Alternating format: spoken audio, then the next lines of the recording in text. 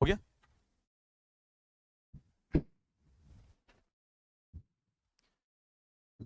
नमस्कार दोस्तों, current affairs के डेली सीरीज में आपका एक बार फिर से स्वागत है। तो हम लोग यह डेली हमारा सीरीज है, जो इंपॉर्टेंट न्यूज होते हैं उस न्यूज को हम लोग डिस्कस करते हैं। क्योंकि डेली सीरीज रेगुलर अगर न्यूज आप कवर करें तो एग्जाम पॉइंट ऑफ व्यू से बहुत सारे इंफॉर्मेशन हमारे प्रीलिम्स के लिए नहीं बनते हैं। लिमिटेड न्यूज ही हमारे एग्जाम पॉइंट ऑफ व्यू से इंपॉर्टेंट होते हैं। तो देखिए, आइए देखते हैं आज कौन कौन से न्यूज हमारे एग्जाम पॉइंट ऑफ व्यू से इंपॉर्टेंट है। अगर आप इसमें देखेंगे तो पहला ही न्यूज है जो कि इकोनॉमिक्स बेस्ड है, जिसमें रेमिटेंस की बात की गई है और यहां से क्वेश्चंस पूछा भी जाता है।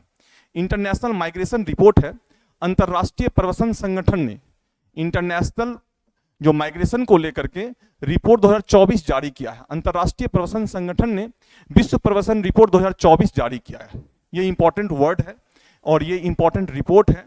इस रिपोर्ट को कोट करते हुए आप मेंस में माइग्रेशन और उसके प्रभाव के सेंस में भी इस न्यूज को आप यूज कर सकते हैं। प्रीलिम्स के लिए बहुत इंपॉर्टेंट है। क्या है इंपॉर्टेंट, हम लोग देखते हैं इसमें क्या क्या चीजें हैं। In English, the International Organization for Migration has released the World Migration Report 24, in which it has been said the main causes of displacement around the world are conflict and climate change. याद रखिएगा, there are two factors which is responsible for the migration. Two main reason which is responsible for the migration. दो main कारक हैं जो migration के लिए responsible हैं। एक क्या है, संघर्ष, जो आपस में संघर्ष हो रहा है, जैसे इजराइल फिलिस्तीन में वार हो रहा है। अफ्रीका के बहुत सारे देश में आपस में वहां पे वार हो रहे हैं। घरेलू स्तर पे, डोमेस्टिक लेवल पे बहुत सारी समस्याएं हैं। डोमेस्टिक लेवल पे निर्जातीय एक दूसरे के साथ द्वंद्व हो रही हैं और बहुत सारी चीजें हो रही हैं। टेररिज्म, इन सब कारण से जो है वह संघर्ष हो रहा है और वह माइग्रेशन को जन्म देता है। दूसरा क्लाइमेट चेंज, जलवायु परिवर्तन। जलवायु परिवर्तन भी दूसरा इंपॉर्टेंट फैक्टर है। क्यों? क्योंकि जलवायु परिवर्तन के कारण जो है बहुत सारे प्रॉब्लम की, जिसमें मेन प्रॉब्लम है सी लेवल का चेंज होना। सी लेवल के चेंज होने से जल स्तर में वृद्धि, समुद्री जल स्तर में वृद्धि हो रही है। क्योंकि समुद्री जल स्तर में वृद्धि होगी तो ऑब्वियस ही बात है, तटीय क्षेत्र क्या होंगे, जलमग्न और तटीय अधिवास जो होंगे वह समाप्त होंगे और वो लोग क्या करेंगे, माइग्रेट करेंगे। तो इस अंतरराष्ट्रीय प्रवासन संगठन ने विश्व प्रवासन रिपोर्ट 2024 जारी किया है, जिसमें कहा है वर्ल्ड वाइड जो माइग्रेशन हो रहे हैं उसके लिए दो मेन फैक्टर हैं, एक कॉन्फ्लिक्ट, दूसरा है क्लाइमेट चेंज। तो इंपॉर्टेंट है विश्व में। अब ये रीजन है माइग्रेशन के, लेकिन विश्व में सबसे अधिक जो माइग्रेशन हो रहा है वह हो रहा है इंडिया से। इंडिया से जो माइग्रेशन हो रहे हैं उसके लिए ये फैक्टर रिस्पॉन्सिबल नहीं है। विश्व में सबसे अधिक माइग्रेटेंट पॉपुलेशन कहां से है, वह इंडिया से। यह हमारे एग्जाम के क्वेश्चंस हो सकते हैं। विश्व में सबसे अधिक अंतरराष्ट्रीय प्रवासन आबादी भारतीयों की है। जो माइग्रेटेंट पॉपुलेशन है वो किसकी है, इंडियंस की है। 2022 में भारत को विश्व में सर्वाधिक 111 अरब अमेरिकी डॉलर से अधिक का रेमिटेंस प्राप्त हुआ। ये इंपॉर्टेंट वर्ड है, ये इंपॉर्टेंट पॉइंट है। 2022 में चूंकि सबसे अधिक माइग्रेटेंट पॉपुलेशन वर्ल्ड में, जहां जाएंगे वहां आपको इंडियंस दिख जाएगा। ध्यान रखिए, विश्व के सभी अंतरराष्ट्रीय संस्थाओं में, विश्व की जितनी बड़ी बड़ी अंतरराष्ट्रीय संस्था में, उसमें इंडियंस दिखेगा आपको। और मोस्ट प्रोबेबली है इंडियंस दिखता है, और इंडियंस में बिहारी जरूर होता है। अगर 5 इंडियंस है तो उसमें एक बिहारी आपको जरूर दिख जाएगा। ये इंपॉर्टेंस है हमारे इंडिया का और ये इंपॉर्टेंस है हमारे बिहार का। तो ये जो है, ये विश्व में सबसे अधिक माइग्रेटेंट पॉपुलेशन चूंकि इंडियंस है, इसलिए अब वहां काम कर रहे हैं तो वहां जब काम कर रहे हैं तो उनको कुछ वेतन मिल रहा होगा, सैलरी मिल रहा होगा, कुछ पैसा मिल रहा होगा। उस पैसे को वह अपने कंट्री में भेज रहे होंगे। तो वह जो कंट्री में पैसा आता है विदेशों से, जो इंडियंस हैं जो अर्न करते हैं वह इंडिया भेजते हैं, उसी को हम लोग क्या कहते हैं, रेमिटेंस कहते हैं। यह रेमिटेंस जो है, यह 2022 में भारत को विश्व में सबसे अधिक 111 अरब डॉलर, बहुत बड़ा अमाउंट होता है। यह जो हमारे एनआरआई होते हैं, नॉन रेसिडेंशियल इंडियन, एनआरआई जो इंडिया में रेसाइड नहीं करते हैं, ओवरसीज कंट्री में रिसाइड, लेकिन इंडियंस हैं, वो इंडियन सिटीजनशिप है उनके पास। ये जो है, ये टोटल रेमिटेंस कितना भेजे हैं, 111 अरब अमेरिकी डॉलर से अधिक रेमिटेंस प्राप्त हुआ हमारा। और भारत एकमात्र ऐसा देश है, प्रथम देश है, जिसने 100 अरब अमेरिकी डॉलर का रेमिटेंस प्राप्त किया है। यह इंपॉर्टेंट पॉइंट है। और यह जो रेमिटेंस है, ऑब्वियस ही बात है, यह विदेश से आ रहा है। कहीं कभी कुछ ऑस्ट्रेलिया से आ रहा है, तो कुछ अमेरिका से आ रहा है, तो कुछ सऊदी अरबिया से आ रहा है, कुछ ब्रिटेन से आ रहे हैं, कुछ फ्रांस से आ रहे हैं, कुछ जर्मनी, मींस अलग अलग कंट्रीज से आ रहे हैं, कुछ रशिया से आ रहा है। तो दैट मींस यह फॉरेन करेंसी है, विदेशी मुद्रा है। तो ऑब्वियस ही बात है, ये जो रेमिटेंस जो आते हैं वह हमेशा किस फॉर्म में आते हैं, वह फॉरेन करेंसी के फॉर्म में आते हैं, विदेशी मुद्रा के फॉर्म में आते हैं। इसलिए जो रेमिटेंस का हमारे अर्थव्यवस्था में बहुत बड़ा योगदान होता है, बैलेंस ऑफ पेमेंट के करेक्शन में बहुत बड़ा योगदान होता है, फॉरेक्स रिजर्वायर में बहुत बड़ा योगदान होता है। और चूंकि इसका इतना बड़ा इंपैक्ट है, इसलिए यह रिपोर्ट और भारत का कंडीशन हमारे प्रीलिम्स पॉइंट ऑफ व्यू से इंपॉर्टेंट है। और इसमें अगर आप मेंस में लिखना चाहे, इंटरनेशनल लेवल पे कोई आईआर बेस्ड क्वेश्चन या फिर कोई economical international relation based question को आप लिखना चाहे, तो वहां पे इस पॉइंट को आप यूज कर सकते हैं, क्योंकि भारत का सभी देशों के साथ डिप्लोमेटिक रिलेशनशिप अच्छा होना चाहिए, तभी तो माइग्रेटेंट्स इतने जा रहे हैं। तो हो सकता है कमिंग डेज में और हमारे माइग्रेटेंट्स विदेश जाएं, जो हमारे लिए क्या करेगा, और मनी अर्न करके कंट्री में लाएगा, जो रेमिटेंस के फॉर्म में होगा, जो हमारे लिए बेहतर है, हमारी इकोनॉमी के लिए अच्छा है। तो ऑब्वियस की बात है, यह न्यूज हमारे मेंस पॉइंट ऑफ व्यू से और प्रीलिम्स पॉइंट ऑफ व्यू से, दोनों ही पॉइंट ऑफ व्यू से क्या है, इंपॉर्टेंट न्यूज है। एक बार फिर से मैं रिपीट कर रहा हूं, the international organisation for migration has released the world migration report 2024 in which it has been said the main causes of the displacement around the world are conflict and climate change.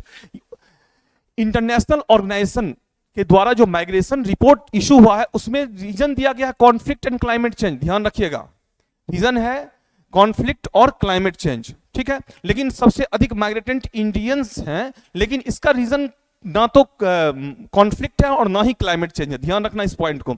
Indians have the largest international migration population in the world. In 2022 India received the highest remittance of more than 111 billion US dollar in the world. Exactly 111 billion US dollar इसने क्या किया है, remittance को gain किया है। India is the first country to receive remittance of 100 billion US dollar. Bharat पहला देश है जिसने इस तरह के रेमिटेंस को रिसीव किया है। तो यह न्यूज इंपॉर्टेंट है, इस न्यूज को जरूर आप लोग तैयार करेंगे। पीडीएफ के फॉर्म में आपको मिलेगा, वहां से आप हमारे लिंक से डाउनलोड कर सकते हैं। साथ ही साथ आप इसका प्रॉपर एक नोट्स बनाइए। करंट अफेयर्स एकदम चुनौती नहीं होगा, करंट अफेयर्स में सबसे अधिक आप स्कोर करके लेके जाएंगे, लेकिन डेली एक्सरसाइज करना पड़ेगा। इसके लिए डेली एक्सरसाइज करना पड़ेगा, मींस डेली इसको प्रिपेयर करना पड़ेगा। उसके बाद ही देखिए, न्यूज बहुत ही लिमिटेड न्यूज को हम लोग कवर कर रहे हैं, क्योंकि एग्जाम पॉइंट ऑफ व्यू से बहुत लिमिटेड न्यूज ही हमारे काम के हैं। बहुत जो इंफॉर्मेशन आते हैं वह इंफॉर्मेशन इंपॉर्टेंट नहीं है, क्योंकि सोर्स ऑफ इंफॉर्मेशन बहुत सारे हैं। उस इंफॉर्मेशन को फिल्टर करते हुए किस इंफॉर्मेशन को हमें लेना है और किस इंफॉर्मेशन को नहीं लेना है, तो नहीं लेने वाले इंफॉर्मेशन न्यूज बहुत सारे हैं, लेने वाले न्यूज हमारे लिमिटेड होते हैं। तो चूंकि यह बहुत ही फिल्टर करके लाया हुआ है, एक इसके बैकएंड में एक बहुत बड़ा टीम का एफर्ट है, जिस कारण से यह न्यूज आपके एग्जाम पॉइंट ऑफ व्यू सटीक और डायरेक्ट होगा, डायरेक्ट क्वेश्चन के साथ हिट करेगा यह न्यूज। आइए देखते हैं दूसरा न्यूज क्या कहता है, जो आपके एग्जाम से इंपॉर्टेंट है। एक और न्यूज है जो कि मेंस पॉइंट ऑफ व्यू से इंपॉर्टेंट होगा, और एक टर्मिनोलॉजी है इकोनॉमिक्स का। तो इस टर्मिनोलॉजी को भी आपको जानना चाहिए। ऐसे भी सब्जेक्ट हमारा इकोनॉमिक्स, इंडियन इकोनॉमी होता है, उसमें बहुत सारे टर्मिनोलॉजी को हमें पता होना चाहिए। तो इकोनॉमिक टर्मिनोलॉजी है डीप प्राइसिंग। हाल के दिनों में ड्रीप प्राइसिंग काफी चर्चा में रहा। क्या है यह ड्रीप प्राइसिंग? ड्रीप प्राइसिंग होता है, डीप नहीं, ड्रीप प्राइसिंग, ये मिसिंग है। ड्रीप प्राइसिंग कुछ ऐसा होता है, जैसे आप देखेंगे, आप ऑनलाइन सर्च करेंगे, कार का जो कार का या मोटरसाइकिल का देखेंगे आप, एक्स शोरूम प्राइस होता है और ऑन रोड प्राइस होता है। एक्स शोरूम प्राइस देखेंगे आपको कम होता है। मान लीजिए किसी गाड़ी की कीमत ऑन रोड प्राइस आपके हैंड तक आते आते हुआ 10 लाख होता है, तो एक्स शोरूम प्राइस देखेंगे उसकी कीमत होगी 7 लाख रुपया। 7 लाख रुपया आपको रिफ्लेक्ट करेगा, कहेगा सर 7 लाख रुपया है, 7 लाख रुपया है, तो आपको लगेगा अच्छा 7 लाख रुपया ही है। तो आप क्या करेंगे, एक बार विजिट करेंगे वहां पे। जब आप विजिट करेंगे तो आपको कहेगा सर 7 लाख रुपया ये है, और कुछ नहीं, इसके ऊपर एक इंश्योरेंस आपको करवाना होगा, और उस इंश्योरेंस का चार्ज होगा और कुछ टैक्स वगैरह होंगे। तो फिर जब इंश्योरेंस और टैक्स आप देखेंगे तो हो गया 8 लाख, फिर 8 लाख का आया। फिर जब आप नेक्स्ट टाइम विजिट करेंगे तो आपको वहां के मार्केटियर्स बोलेंगे सर इसमें कुछ एक्सेसरीज होते हैं, ये आपको देंगे, ये इसका प्राइस है इतना, इसके ऊपर आपको डिस्काउंट मिलेगा, इतना ये मिलेगा, इतना ये मिलेगा। मींस वह आपसे 6 लाख कह के और 10 लाख में आपको डिलीवर करेगा। यही है ड्रीप प्राइसिंग। क्या है आइए देखते हैं। ड्रीप प्राइसिंग एक मुख्य मूल्य निर्धारण, मुख्य नहीं सॉरी, प्राइस डिटर्मिनेशन टेक्निक है, मूल्य निर्धारण रणनीति है, जहां शुरुआत में किसी वस्तु की कुल लागत को केवल का एक हिस्सा प्रदर्शित किया जाता है। जो इसका जो प्राइस है उसका केवल एक पार्ट है, मींस मैन्युफैक्चरिंग कॉस्ट। टैक्स जब आप गए तब बताया गया जीएसटी इतना लगेगा सर, फिर इंश्योरेंस इंश्योरेंस लेने में आपको इतना लेना होगा, फिर आपको जो है इसका वीआईपी नंबर प्लेट चाहिए तो उसके लिए ये चार्ज होगा। मींस पहले यह नहीं बताया गया, पहले आपको केवल उसके फैक्टर कॉस्ट को बताया गया, लागत मूल्य को बताया गया। ये क्या किया, इस चूंकि कीमत कम दिखा आपको तो आप उससे अट्रैक्ट हुए, आप अपना मन बनाए जो चलो मैं इसको परचेज कर लेता हूं। और जब साइकोलॉजिकली हमने डिसाइड कर लिया, जब परचेज कर लेते हैं, देन फिर नए नए वैल्यू ऐड होते गए। और नए नए वैल्यू जब हम डिसाइड कर लेते हैं किसी प्रोडक्ट को परचेज करने को लेकर के, और उसके बाद कुछ अगर वैल्यू बढ़ भी जाता है, प्राइसेस ऐड भी होते हैं, तो हम उसको क्या करते हैं, इग्नोर करते हैं। दिस इज कंज्यूमर बिहेवियर, यह उपभोक्ता का व्यवहार है, न्यू मार्केट ट्रेंड है। तो इसी में यह चीजें हैं। पहले क्या क्या होता है, जहां शुरुआत में किसी वस्तु के की कुल लागत का केवल एक हिस्सा बताया जाता है, जैसे जैसे ग्राहक खरीद प्रक्रिया के माध्यम से आगे बढ़ता है, अतिरिक्त शुल्क का पता चलता है। मींस जो 6 लाख का था वह 6 लाख का नहीं है, बल्कि कितना का है, 10 लाख का। इस रणनीति का उपयोग शुरुआत में कम कीमत पर ग्राहकों को आकर्षित करने के लिए किया जाता है। यही है ड्रीप प्राइसिंग। ड्रीप प्राइसिंग काफी न्यूज में रहा है, इसको लेकर के आरबीआई ने भी गाइडलाइंस जारी किया है, इसलिए भी न्यूज में रहा है। क्योंकि डीप प्राइसिंग के कारण क्या होता है, अगर हमें नहीं भी परचेज करने का मन है, बाय फोर्स हमारा क्या होता है, परचेजिंग होता है, जबरदस्ती हमें से खरीदवाया जाता है, लालच देकर के, सर इतना में ही है आप ले लीजिए, नहीं तो कीमत बढ़ जाएगी, ये होगा वो होगा, लेकिन एक्चुअल में उसकी कीमत अधिक होती है। तो यह एक इकोनॉमिकल टर्मिनोलॉजी है। या मेंस में आपके अगर किसी इकोनॉमिक्स के क्वेश्चंस को लिखना चाहें तो वहां पे हो सकता है आपके एक पॉइंट के फॉर्म में यूज होगा। ऐसे भी इस ड्रीप प्राइसिंग को जानना चाहिए क्या है, क्योंकि अर्थव्यवस्था का यह टर्म है, तो हो सकता है यहां से भी प्रीलिम्स में क्वेश्चन आ सकते हैं। बट पहला न्यूज जो था हमारा वह अधिक इंपॉर्टेंट था as compared to this news. चलिए नेक्स्ट न्यूज की हम लोग मूव करते हैं। एक और न्यूज है, बहुत इंपॉर्टेंट है, यह प्रीलिम्स पॉइंट ऑफ व्यू से इंपॉर्टेंट है। क्या है इस न्यूज में, हाल ही में रक्षा अनुसंधान और विकास संगठन ने केरल में स्पेस नामक सोनार प्रणाली हेतु एक प्रमुख परीक्षण एवं मूल्यांकन केंद्र स्थापित किया है, जो भारतीय नौसेना को समर्पित किया गया है।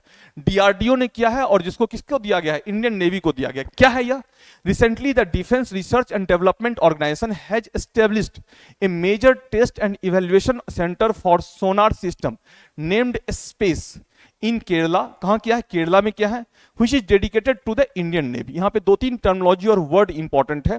एक स्पेस आप समझ में नहीं आ रहा होगा स्पेस क्या है। दूसरा एक टेक्निकल वर्ड यूज किया है जो सोनार सिस्टम। सोनार सिस्टम क्या है, यह भी प्रीलिम्स पॉइंट ऑफ व्यू से हमारे लिए साइंस के लिए इंपॉर्टेंट, साइंस सेक्शन में इंपॉर्टेंट होगा। स्पेस है, स्पेस का फुल फॉर्म हो सकता है इंपॉर्टेंट हो, क्योंकि डीआरडीओ ने डेवलप किया और उसको गिव अप किया है किसको, यह दिया गया है किसको, इंडियन नेवी को दिया गया है। तो क्या है स्पेस का अर्थ, पहले हम लोग समझते हैं स्पेस का फुल फॉर्म क्या होता है। स्पेस का अर्थ है submersible platform for acoustic characterisation and evaluation. क्या है, space stands for the submersible platform for acoustic characterisation and evaluation, यह इसका फुल फॉर्म है स्पेस का। स्पेस जो है वह क्या है, वह एक प्लेटफॉर्म के जैसा, इसका टेक्निकल मीनिंग समझिए व्यवहारिक रूप से, यह एक प्लेटफॉर्म के जैसा काम करेगा, जिसमें कुछ टेक्नोलॉजी यूज होंगे, और उस टेक्नोलॉजी के माध्यम से डीप सी ओशियन में, ओशियन की गहराई में सोनार टेक्नोलॉजी के माध्यम से चीजों को पता किया जाएगा, जो कोई चीज वहां, कोई वस्तु वहां पे है, या किस क्षेत्र की गहराई कितनी है, या कोई सबमरीन जो है वह वहां पे तो नहीं है। तो इस तरह से यह क्या होगा, डिफेंस नेवी को और मजबूती प्रदान करेगा। तो स्पेस का यह फुल फॉर्म है। दूसरा इसमें सोनार सिस्टम। सोनार सिस्टम क्या होता है, sound navigation and rising centre होता है। यह एक टेक्निक है किसको, डेप्थ के मेजरमेंट का, दूरी को मापने का, और बेसिकली यह समुद्र में गहराई निर्धारित करने में इसका यूज होता है। जलमग्न पहाड़ियां, घाटियां, डूबे हुए जहाज इत्यादि का पता लगाने में इसका क्या किया जाता है, सोनार सिस्टम का प्रयोग किया जाता है। तो सोनार सिस्टम अपने आप में आपका एक प्रीलिम्स का क्वेश्चन होगा। स्पेस का फुल फॉर्म एक क्वेश्चन हो सकता है, और कहां लॉन्च किया गया है, प्लेस, यह हमारे लिए इंपॉर्टेंट होता है। कहां किया गया है, केरला में किया गया है। किसने किया है, तो डीआरडीओ ने किया है। किसने किया है, डीआरडीओ ने किया है। किसको गिव अप किया है, तो नेवी को गिव अप किया है। यह दोनों ही पॉइंट क्या है, इंपॉर्टेंट है। तो इस तरह से यह न्यूज भी हमारे प्रीलिम्स पॉइंट ऑफ व्यू से क्या है, इंपॉर्टेंट है। चलिए नेक्स्ट न्यूज की हम लोग बढ़ते हैं। नेक्स्ट न्यूज क्या कहता है हमारा, हाँ, विश्व बैंक से recipe for a livable planet achieving net zero emission in the agri food system zero से रिपोर्ट जारी किया गया है। तो क्या है यह, आइए देखते हैं इसमें। इस रिपोर्ट में जलवायु परिवर्तन में कृषि खाद्य प्रणाली के योगदान को कम करने के लिए प्रथम व्यापक कृषि रोडमैप प्रदान किया गया है। मींस जो क्लाइमेट चेंज हो रहे हैं, इस क्लाइमेट चेंज और ग्रीन हाउस इमिशन में एग्रीकल्चर की भी कोई भागीदारी है, एग्रीकल्चर सेक्टर भी कुछ कंट्रीब्यूट करता है, इसको लेकर के इसमें इस रिपोर्ट में चर्चा की गई है। तो आइए देखते हैं क्या है, लेकिन उससे पहले हम लोग देखना चाहेंगे यह विश्व बैंक, वर्ल्ड बैंक क्या है। तो वर्ल्ड बैंक जो है एक अंतरराष्ट्रीय बैंक है जिसका हेडक्वार्टर है वॉशिंगटन डीसी में। कहां है यह? वॉशिंगटन डीसी में है, अमेरिका में है। और वर्ल्ड बैंक बहुत सारे फिनेंशियल इंस्टीट्यूशन का ग्रुप है। कौन कौन से यह फिनेंशियल इंस्टीट्यूशन है? एक है IBRD, इसका फुल फॉर्म होता है international bank for reconstruction and development. दूसरा होता है IDA, international development association. IDA के साथ जुड़ा हुआ होता है soft loan window scheme. Prelims में देखेंगे फैक्चुअल एस्पेक्ट, मींस इसके द्वारा जो लोन दी जाती है उसका इंटरेस्ट रेट क्या होता है? कम होता है। एक और इंस्टीट्यूशन वर्ल्ड बैंक की अनुषंगी संस्था है, सबऑर्डिनेट इंस्टीट्यूशन है, वह क्या है? IFC, international financial corporation. अगर विश्व लेवल पे एक कंट्री दूसरे कंट्री को प्राइवेट सेक्टर आधारित लोन दी जाती है तो वहां पे IFC की भूमिका होती है। एक होता है मिग्गा, मल्टी इन्वेस्टमेंट गारंटी एजेंसी। बहुत सारे देश जब निवेश करते हैं तो उसमें मिग्गा का काम होता है। फिर एक होता है ICSID, international council for settlement of investment dispute. अगर इस सब में किसी तरह का विवाद होता है तो विवाद का निपटारा किसके द्वारा होता है? ICSID के द्वारा होता है। यह वर्ल्ड बैंक का काम है। इसके अलावा वर्ल्ड बैंक क्या करता है? बहुत सारे रिपोर्ट को इशू करता है, और इसी रिपोर्ट में यह एक रिपोर्ट है। इस रिपोर्ट में एग्रीकल्चर सेक्टर का क्लाइमेट चेंज में क्या योगदान है उसको लेकर के कॉम्प्रिहेंसिव रोड मैप दिया गया है। आइए देखते हैं क्या है यह। इस रिपोर्ट के अनुसार कृषि खाद्य क्षेत्र 1/3 वैश्विक ग्रीन हाउस गैस के उत्सर्जन के लिए जिम्मेदार। देखिए कितना बड़ा अमाउंट ग्रीन हाउस गैस का एग्रीकल्चर सेक्टर इमिस करता है, उत्सर्जित करता है। फिर इस रिपोर्ट में कहा गया कृषि खाद्य क्षेत्र से होने वाले 3/4 ग्रीन हाउस गैस उत्सर्जन के लिए विकासशील देश जिम्मेदार है। इस मामले में चीन, ब्राजील और भारत 3 सबसे बड़े उत्सर्जक है। इंपॉर्टेंट है, जो डेवलपिंग नेशन है चीन, ब्राजील और भारत, उसको इसमें ब्लेम किया गया है जो आप क्या है सबसे अधिक उत्सर्जक है। तो क्यों है? इसमें देखेंगे एग्रीकल्चर सेक्टर में बहुत सारे एक्टिविटी से क्या होता है? ग्रीन हाउस गैस का उत्सर्जन होता है, मीथेन का उत्सर्जन होता है। मीथेन में देखेंगे आप जैसे कि हमारे यहाँ धान की खेती होती है, पेडी कल्टीवेशन, चावल की खेती होती है। तो धान की खेती जहां जहां होती है वहां पे क्या होता है? मीथेन का उत्सर्जन होता है, धान के पौधा से होता है वह। फिर जानवर जो जुगाली करते हैं उससे मीथेन का उत्सर्जन होता है। इसलिए भारत में चूंकि जानवरों की संख्या सबसे अधिक है तो भारत को इसलिए रिस्पॉन्सिबल माना गया। फिर उसके बाद जो है जो जानवरों के जो इंटेस्टाइन होते हैं, आंत होते हैं, उसके फर्मेंटेशन से भी मीथेन इमिस होता है। मवेशियों के आंत के किण्वन से मीथेन का उत्सर्जन होता है। तो ये सारे जो है रिस्पॉन्सिबल है, एग्रीकल्चर बेस्ड एक्टिविटीज रिस्पॉन्सिबल है जो कि ग्रीन हाउस गैस के इमिशन को क्या करता है? बढ़ाता है। इसी से संबंधित यह रिपोर्ट है। और इस रिपोर्ट में यह भी कहा गया है जो डेवलप्ड कंट्री को भी ब्लेम किया गया है। उसमें कहा गया डेवलप्ड कंट्री ने जो कमिटमेंट कर रखा था, जो ग्रीन हाउस उत्सर्जन के लिए जो फंड वित्त हम उपलब्ध कराएंगे, वह अपने कमिटमेंट को पूरा नहीं किया है, जिस कारण से ग्रीन हाउस गैस के नियंत्रण पर प्रभावी रूप से कदम नहीं उठाया जा सका है। तो इसमें यह भी कहा गया 2030 तक कृषि खाद्य क्षेत्र से उत्सर्जन को आधा करने और 2050 तक नेट जीरो उत्सर्जन का लक्ष्य प्राप्त करने के लिए प्रतिवर्ष $260 बिलियन निवेश की आवश्यकता है। तो इंपॉर्टेंट है, किसने कहा? यह विश्व बैंक ने कहा है। विश्व बैंक ने क्या कहा है? एग्रीकल्चर सेक्टर भी ग्रीन हाउस गैस के उत्सर्जन के लिए रेस्पॉन्सिबल है और बेसिकली इसमें मीथेन की भूमिका महत्वपूर्ण होती है। आप देखेंगे मीथेन के लिए बहुत सारे फैक्टर रेस्पॉन्सिबल है जिसका संबंध एग्रीकल्चर सेक्टर, जैसे धान का खेत है, पेडी कल्टीवेटेड एरिया जो होते हैं वह भी मीथेन को इशू करते हैं। और साथ ही साथ आप देखेंगे जो वेटलैंड एरिया होता है, जहां जल जमाव रहता है, पानी की मात्रा कभी घटती है कभी बढ़ती है, दलदल का क्षेत्र होता है, वहां देखेंगे अजीब तरह का स्मेल होता है। वह स्मेल और कुछ नहीं, वह मीथेन है। फिर जानवर के द्वारा जुगाली होती है, कभी भैंस के तबेला में जाइए, आपको एक अलग सा स्मेल आएगा, एक अलग सी बदबू आएगी। वह क्या है? वह कुछ और नहीं बल्कि मीथेन है। फिर उसके बाद जब एनिमल्स डेड कर होते हैं, उनका जो इंटेस्टाइन होता है, जो आंत होता है, वह फर्मेंटेड होते हैं। उसका जब डिकम्पोजिशन हो रहा था तो वहां से मीथेन इमिस होता है। और चूंकि भारत में सबसे अधिक जानवरों की संख्या है, इसलिए भारत को भी इसके लिए रिस्पॉन्सिबल माना गया है ग्रीन हाउस गैस के इमिशन, जिसका एग्रीकल्चर से संबंध है।